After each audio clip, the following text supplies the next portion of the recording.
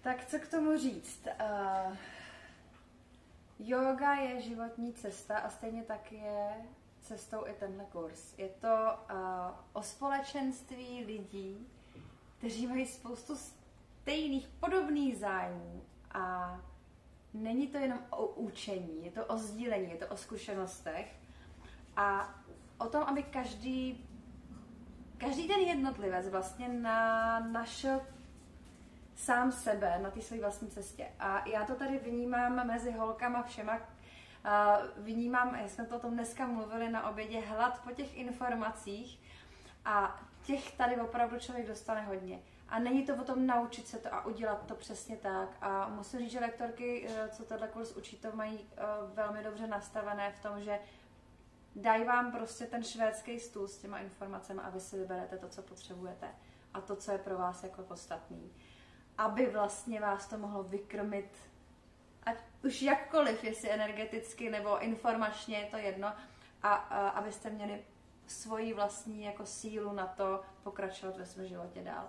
Budete to dělat, nebudete to dělat, budete instruktor, nebudete, je to jedno, je to skvělý, je to příjemný a rozhodně se tady víc najdete. Kurz instruktora jógy mě volal delší dobu, jednak jsem chtěla se dostat dál do asán, ale pochopila jsem, že se mohu dostat nejen fyzicky, ale i psychicky a podívat se na životní situace z jiného úhlu pohledu, mít větší nadhled, mít větší lehkost v životě, radost z bytí. A to si myslím, že tady ta transformace instruktora mě navedla, pomohla a určitě ta cesta nekončí, beru to jako začátek a otevřela jsem tím první dveře. Tak, kurz instruktora jógy tady v Mystery mě lákal delší dobu, protože pohyb mám ráda, už mě provází vlastně celým mým životem, ale posledních několik let se intenzivně věnuju józe a dospěla jsem až k tomu, že jsem se přihlásila tady na kurz. A můj první úmysl byl, abych se zdokonalila prostě v těch asánách, v těch pohybech a i takový to dát si do těla a pak se protáhnout a tohle. Pak jsem přišla sem a vlastně víc než to zdokonalení v těch asánách a ve všem ostatním jsem se zdokonalila v myšlení, v přístupu k životu a vlastně mě tenhle kurz strašně moc naučil spojit ten pohyb ještě s něčím navíc.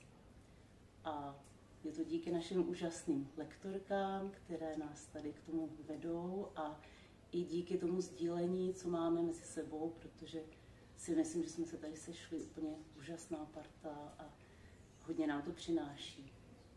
Takže moc děkuju. Jsem tady strašně ráda. Dělám jogu už strašně moc let, ale měla jsem pocit, že jsem se nikdy nikam neposouvala. Až před rokem, když jsem našla Mystery jogu, tohle nádherný studio tady uprostřed Prahy, tak mě to prostě inspirovalo natolik, že jsem se chtěla posunout dál. A tím, že tady nabízeli kurz instruktora jógy, tak jsem si říkala, že byť nemám ambice být instruktorem, nebo jsem neměla ambice, tak bych se strašně chtěla prohloubit sama v sobě, v svoji praxi i tu teorii. A to se mi tady splnilo na maximum. Protože je to tady nádherný a lidi jsou nádherní a všichni instruktoři jsou báječní.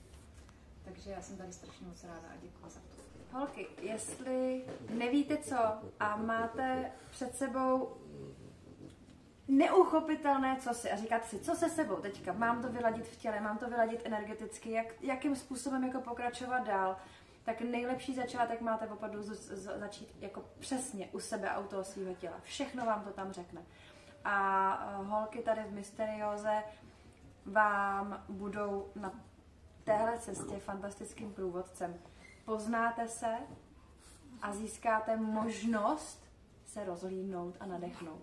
A jestli fakt nevíte co, tak začít u těla je jako to nejlepší. A doporučuji.